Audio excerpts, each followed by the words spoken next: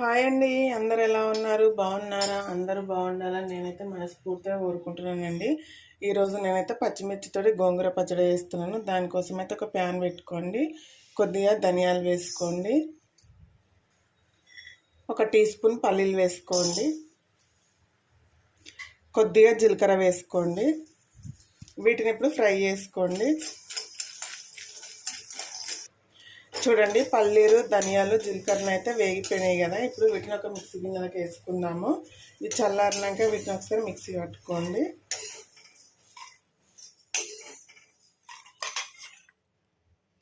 ఇప్పుడు ఈ పల్లీలను, జీలకర్రని, ధనియాలను అయితే మిక్సీ పట్టుకుందాము. వీటిని అయితే మిక్సీ పట్టుకున్నాం కదా. ఇప్పుడు పచ్చిమిర్చి వేయించుకుందాము. ఇప్పుడు కొద్దిగానైతే నూనె పోసుకోండి. ఒక 10-15 పచ్చిమిర్చి వేసి వేయించుకోండి.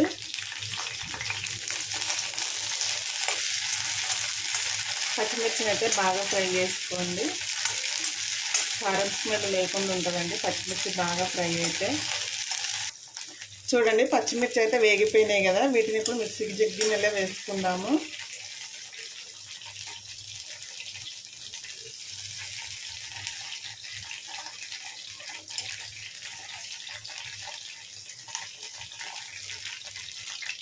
వీటిని కూడా మిక్సీకి వేసుకోండి. ఎల్లిపాయలు ఉంటే వేసుకోండి.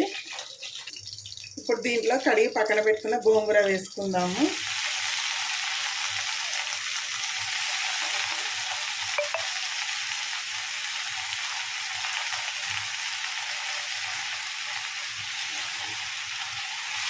గోంగూరను అయితే బాగా మగ్గించుకోండి. ఇప్పుడు దీంట్లో కొద్దిగా పసుపు వేసుకున్నాము.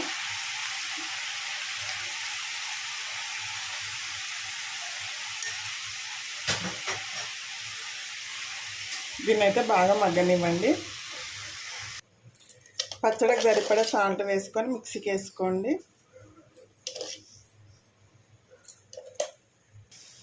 చూడండి, ఈ మాదిరిగానైతే మిక్సీకి వేసుకోండి. చూడండి, గోంగూర అయితే మగ్గిపోయింది కదా. అంత గోంగూర వేసి ఇంతే అయింది. చూడండి, ఇప్పుడు దీన్ని చల్లారనిద్దాము. స్టవ్ ఆఫ్ చేసుకొని చల్లారినాక మిక్సీకి వేసుకుందాం. మిక్సీకి వేసుకున్నప్పుడు మరీ మెత్తగా వేసుకోకండి, కొంచెం కచ్చాపచ్చగా ఉండేటట్టు ఉంచుకోండి. రోట్లో నూరినట్టుగానే ఉంటుంది. చూడండి, ఈ రకంగానైతే మిక్సీకి వేసుకోండి. ఇప్పుడు దీనికైతే తాలింపు పెట్టుకుందాము. ఒక స్పూన్ నూనె పోసుకోండి.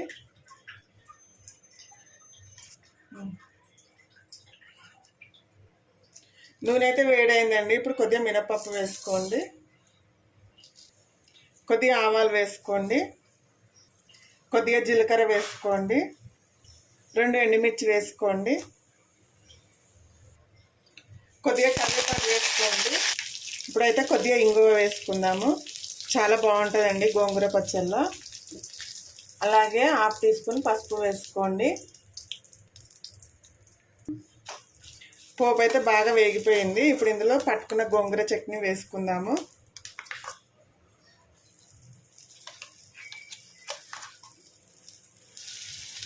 వేడివేడి అన్నంలో చాలా బాగుంటుందండి. తప్పకుండా ఒకసారి ట్రై చేయండి. ఇంతకుముందు వీడియోలో ఎండుమిర్చి వేసి ఇట్లా చేసినాను. మీకు పచ్చిమిర్చి వద్దనుకుంటే ఆ వీడియోని చెక్ చేయండి ఒకసారి. చూడండి, ఎంత కలర్ఫుల్గా ఉందో కదా. చాలా బాగుంటుందండి రైస్లోకి అయితే.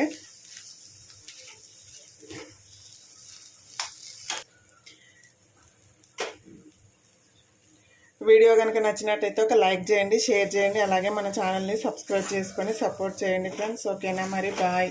పచ్చడి అయితే కంపల్సరీగా ఒకసారి ట్రై చేసి చూడండి, ఎలా వచ్చిందో కామెంట్ చేయండి. ఓకే, మరి బాయ్.